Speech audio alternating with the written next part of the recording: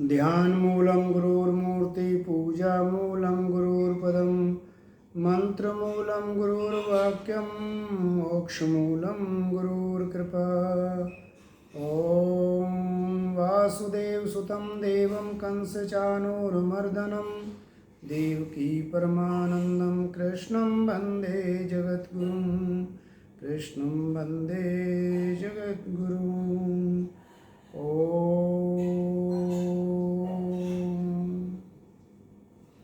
आत्मीय जन, प्यारे भाइयों बहनों, हमारा सत्संग चल रहा है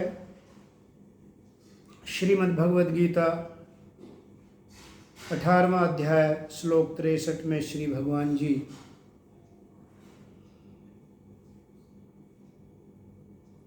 अर्जुन को अति गोपनीय ज्ञान को बतलाने के उपरांत कहते हैं कि मैंने तुझे रहस्ययुक्त और पूर्णतया भली भांति समझाकर जो ज्ञान कहा है, अब इसको विचार करके तुम जैसा चाहो वैसा करो। इस पर अर्जुन ने भगवान को कोई उत्तर नहीं दिया और वे अपने को अनाधिकारी तथा कर्तव्य निश्चय करने में असमर्थ समझकर, क्योंकि उन्होंने पहले भी प्रश्न किया था भगवान से कि प्रभु मेरे लिए जो हितकर हो आप उसे निश्चित करके कहें, तो अब यहाँ पर भगवान ने फिर इनको स्वतंत्रता प्रदान की, आप जैसा चाहें, अर्थात इसमें से जो आपको उचित लगे वैसा करो। जब ऐसी स्थिति में अर्जुन को पाते हैं तो अंतर्यामी भगवान समझ लेते हैं और समझते हुए फिर पुनः अर्जुन को कहते हैं। श्लोक 64। सर्गोव्यतं भूय शृणुयो मे परम वचः इष्टो असि मे दृढ़ति ततो वक्ष्यामि ते हितम। भगवान ने कहा कि संपूर्ण गोपनीयों से अति गोपनीय मेरे परम रहस्य युक्त वचन को तू फिर सुन। क्यों? क्योंकि अर्जुन अधिकारी हैं, भगवान के प्रेमी हैं, भक्त हैं, उच्च कोटि के साधक हैं। इसलिए भगवान ने कहा क्योंकि तू मेरा अतिशय प्रिय है। श्री भगवान को अपने भक्त अति प्रिय होते हैं, इसलिए भगवान जी कह रहे हैं कि तू मेरा अति प्रिय है। इससे यह परम हितकारक वचन मैं तुझसे फिर कहूँगा, ऐसा वायदा करके भगवान श्लोक 65 में अर्जुन को कहते हैं और अपनी प्रतिज्ञा भी करते हुए, ताकि अर्जुन को पूर्ण रूप से यह समझ आ जाए कि जो भगवान कह रहे हैं उसे ये करना है। और क्या आज्ञा देते हैं भगवान? मन मना भव मद्भक्तो मद्दाजी माम नमस्कुरु माम वैश्यसि सत्यम ते प्रतिजाने प्रियो असि में। हे अर्जुन, तुम मुझ में मन वाला हो, अर्थात श्री भगवान को अंतर्यामी, सर्वाधार, सर्वेश्वर, सबके पालन करता, सृष्टि रचयिता, देवादिदेव, उनके प्रति प्रेम पूर्वक अनन्य और निश्चल भाव से मन सदैव परमपिता परमात्मा में लगा रहे,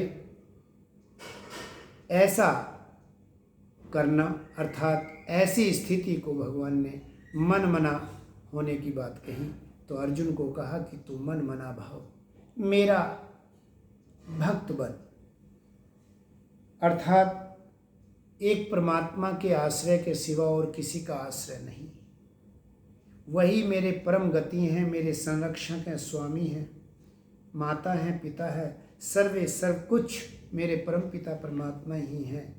ऐसा भाव रखना और उन पर निर्भर रहना ही, यही भगवान का भक्त बनना है। तो भगवान कहते हैं मेरे भक्त बन, और क्या करें, मेरा ही पूजन कर। भगवान ने पिछले अध्याय में कहा कि जो मुझे प्रेम पूर्वक पत्र पुष्प इत्यादि भी अनन्य प्रेम पूर्वक अगर मुझे कोई समर्पित करता है तो मैं उन्हें भी स्वीकार कर लेता हूँ। भगवान कहते हैं भगत मेरे मुकुटमणि। परमात्मा भक्तों को स्वयं ही संभाल के और उनका न केवल दिशा निर्देशन करते हैं अपितु उसके पालन हेतु समस्त प्रकार के साधनों को भी भगवान देते हैं। तो इसलिए कह रहे हैं भगवान तू मेरा पूजन कर। अब भगवान का जो उनका जो मानसिक पूजन, विग्रह पूजन, ये सब तो है, लेकिन वो कह रहे हैं कि समस्त प्राणियों में ही परमपिता परमात्मा उनके अंतर हृदय में वास करता है। ऐसा जानकर सबके प्रति सम्मान और आदर पूर्वक तथा जैसा कर्तव्य स्वरूप पूजा इत्यादि बनती है उसको करना चाहिए। ऐसा करने से ही मेरी वास्तविक पूजा होगी, अर्थात प्राणियों की समस्त जीवात्माओं की सेवा भगवान के स्वरूप मान के करना। इसलिए भगवान ने कहा ये मेरा पूजन करने वाला हो और मुझको ही नमस्कार कर। जैसा कि रामचरितमानस में भगवान ने कहा सिया राम मैं जग जानी करऊँ प्रणाम जोर जुग पानी। बस इसी तरह भगवान कह रहे तो मुझको नमस्कार कर। सभी के अंतर हृदय में एक परमात्मा के सिवा और कोई है ही नहीं, सब कुछ मेरे परमात्मा हैं और उनसे प्रेम पूर्वक श्रद्धा पूर्वक इस प्रकार से सबके अंतर हृदय में अपने परम पिता परमात्मा को ही जानकर उनको नमस्कार करना।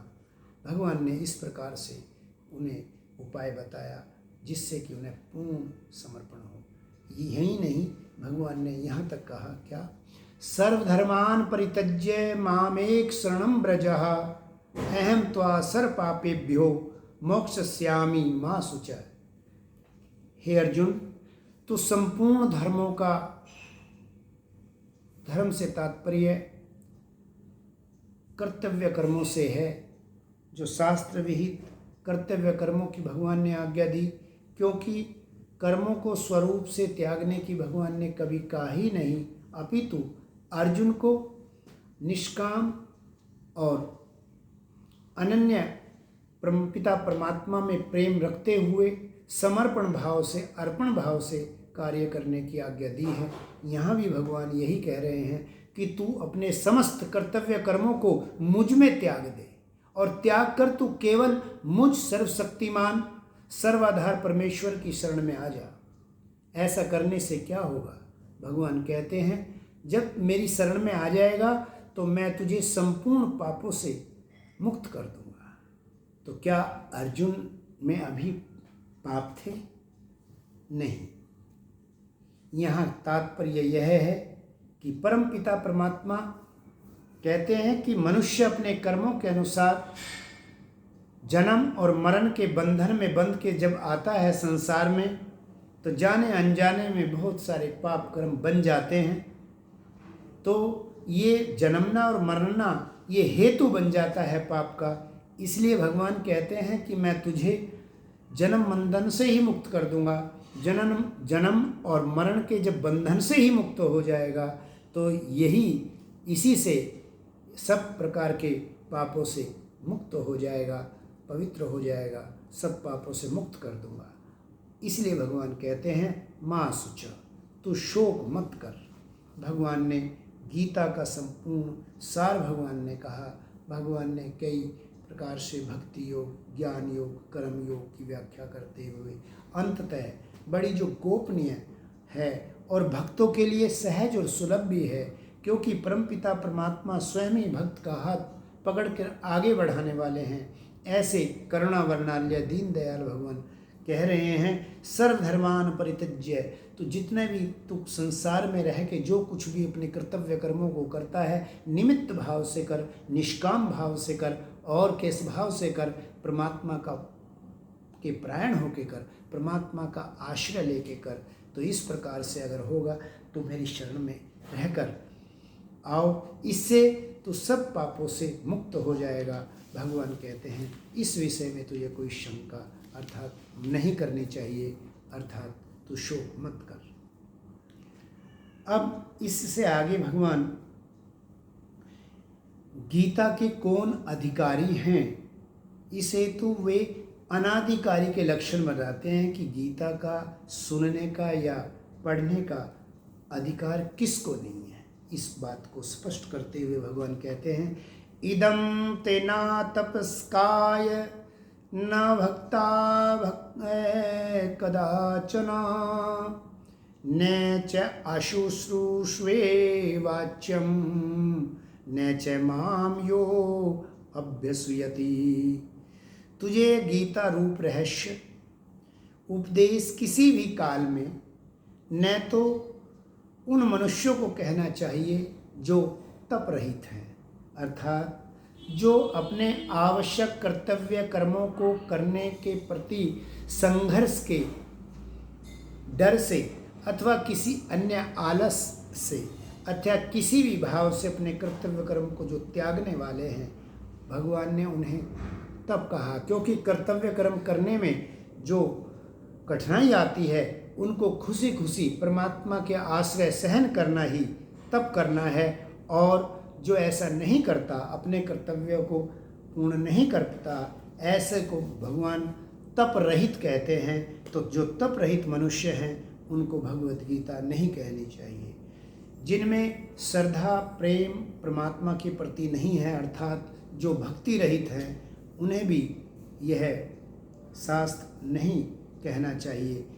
और जिनको श्रीमद् भगवद गीता सुनने का इच्छा ही ना हो, ऐसे अनिच्छा वालों को भी यह नहीं कहना चाहिए। तथा जो मुझ में दोष दृष्टि रखते हैं, जो मुझ परमात्मा में जो नास्तिक हैं, जो परमात्मा में विश्वास ही नहीं रखते या उनमें दोष दृष्टि रखते हैं, ऐसे मनुष्यों को भी यह परमात्मा का पावन उपदेश नहीं कहना चाहिए। भगवान ने इस प्रकार से जो भक्ति रहित हैं, जो तप रहित हैं और जो इच्छा नहीं करते भगवान की इस उपदेश को सुनने को, भगवान ने उनको सुनाने के लिए मना किया है। तो इस प्रकार से चारों दोष हों ऐसा नहीं, अगर एक भी दोष है तो वह इस उपदेश के सुनने का अनाधिकारी है, अधिकारी नहीं है।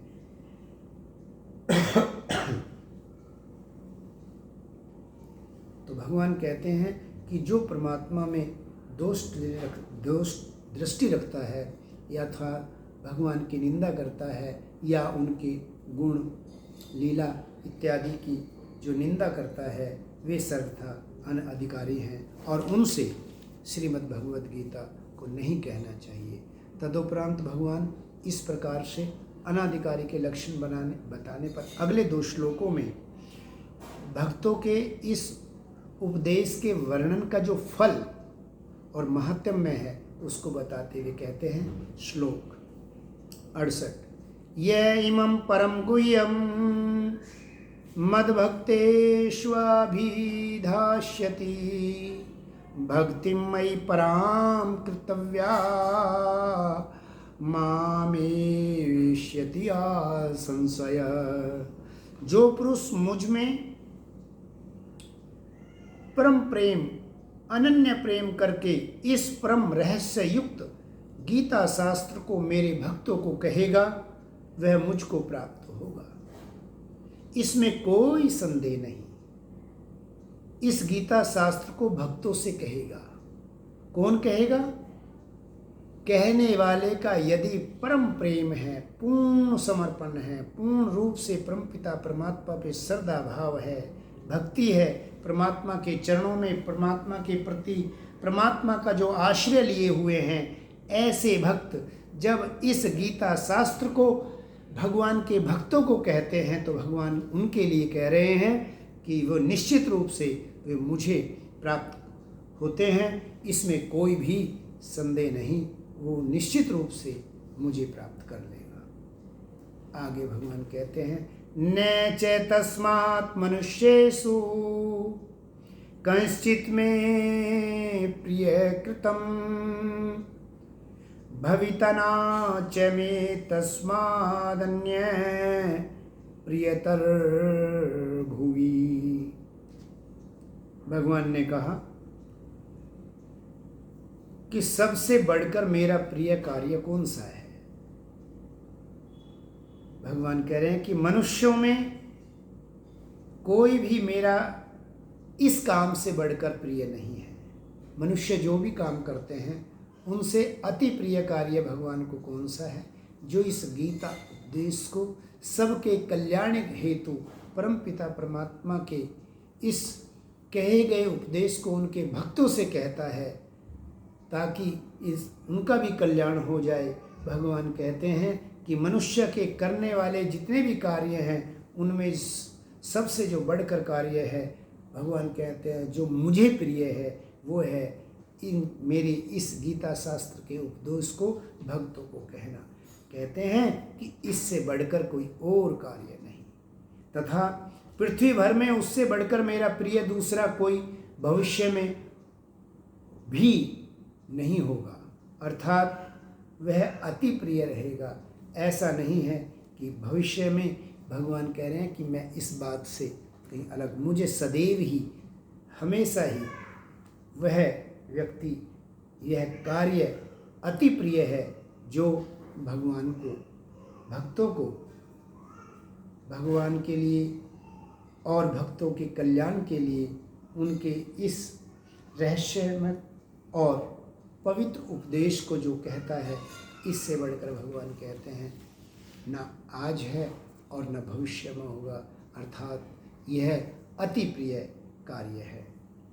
इस प्रकार से भगवान अब इसके अध्ययन के गीता का जो मनन है, चिंतन है और पढ़ना पढ़ाना है, उस हेतु भगवान इसकी महत्ता को बतलाते हुए कहते हैं, अध्येष्यते च इमं धर्म्यं संवादं महव्ययो ज्ञान यज्ञेन तेन अहमिष्ट श्यामति मे मति। भगवान कर रहे हैं मेरा मत ऐसा है क्या, जो पुरुष इस धर्म में हम दोनों के संवाद रूप गीता शास्त्र को पढ़ेगा अर्थात अध्ययन करेगा, उसके द्वारा भी मैं ज्ञान यज्ञ से पूजित होऊंगा।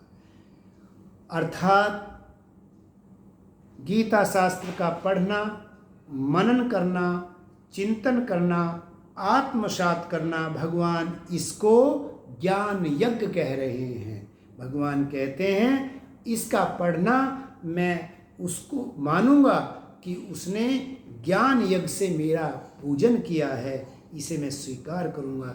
ऐसा भगवान कह रहे हैं मेरा मत है अर्जुन के लिए। इस प्रकार से आज के लिए इतना ही शेष। फिर आइए सभी के लिए मंगल कामना करें। ओम सर्वे भवन्तु सुखना, सर्वे सन्तु निरामया, सर्वे भद्राणि पश्यन्तु, मा कश्चित् दुःखभाग् भवेत्। ओम शांति शांति शांति। ओम।